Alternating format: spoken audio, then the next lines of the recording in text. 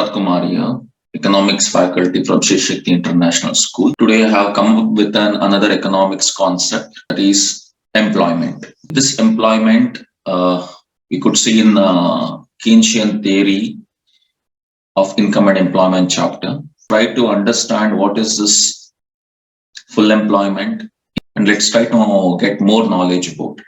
Let's get into the discussion part. Full employment and involuntary employment. So let's try to understand what is this full employment.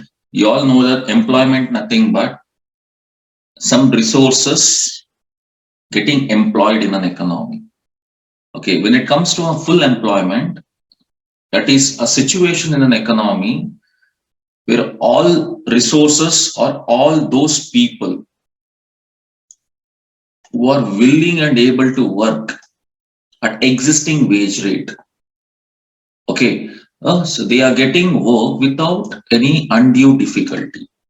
Okay, if they are getting a job, so at an existing wage rate, so that could be treated as a full employment.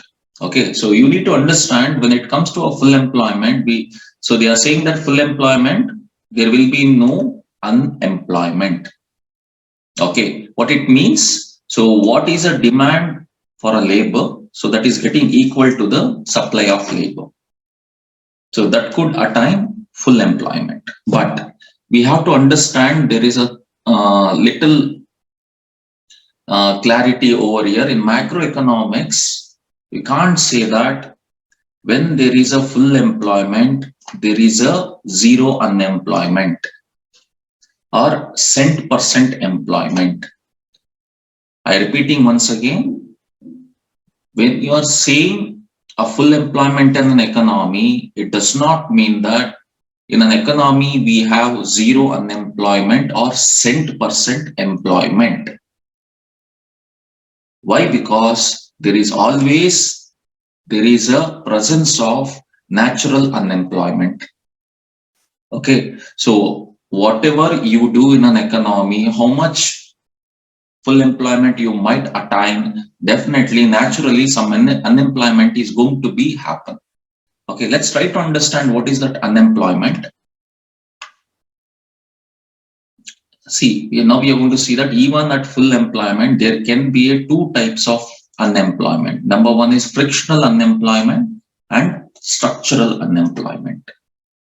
Okay, so put together, we call this as a natural rate of unemployment, frictional and structural unemployment. These are those unemployment which incur even at full employment rate. Okay, let's try to understand what is this frictional unemployment. This is a temporary unemployment which normally exists during that period when workers are leaving one job and joining some other job. The what gap they are taking to switch in their job from one to another, in that gap they become an unemployee. By the time they call it as a frictional unemployment. This commonly we can see it in a labor market. So why this happens means maybe because of imperfection in the labor market, lack of information in the labor market. Okay, so and even sometime when the machines got broke down, so in that time and all, this kind of unemployment will arise. Okay, that unemployment will be treated as frictional unemployment, which are very temporary in nature. Okay, next one is structural unemployment. So this is another kind of unemployment which we could see at full employment. So here people become unemployed, so just because a mismatch between the unemployed person and demand for specific type of worker. Okay, so what kind of skill is looking by an organization? If that skill is lagging, so till getting that skill perfect by an employee, so that employee become an unemployed. So I will give you an example.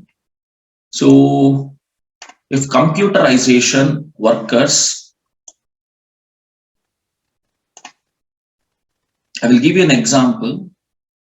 If there is a need of computer skill, if a worker doesn't have a computer knowledge, until possessing that computer knowledge, he become an unemployed. Okay, so this is happening due to structural changes in the economy. Whenever any changes happening in economy, by that time there is a occurrence of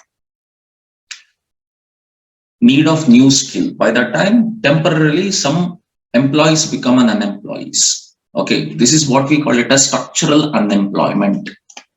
Okay, so put together we call this as a natural rate of unemployment. So okay, so and another thing, when we are focusing on this concept full employment, this is explained with the context of labor force. Labor force in the sense the working population of the country, not the total population of the country. That we have to understand. Okay, so let's get into the next concept, that is involuntary unemployment. What is this involuntary unemployment? This is that kind of unemployment where people become unemployed, even they are willing and able to work at existing wage rate, they not get job, they not get work. Okay, so by the time that kind of unemployment will be called it as involuntary unemployment. Okay, so this is really problematic for an economy, and economy will take this into a consideration while they are checking their progress. Okay, so government need to take proper measures to reduce this kind of unemployment. They have to create enough employment opportunity, then only we could see the minimization of this involuntary unemployment.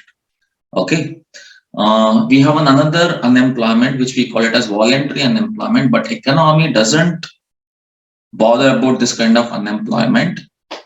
Why? You could see over here, this is that kind of unemployment. The people itself decided that they don't want to work, even there are and opportunities are available. Okay, but the person is unwilling to work. Okay, a situation when person is unemployed because he is not willing to work at existing wage rate.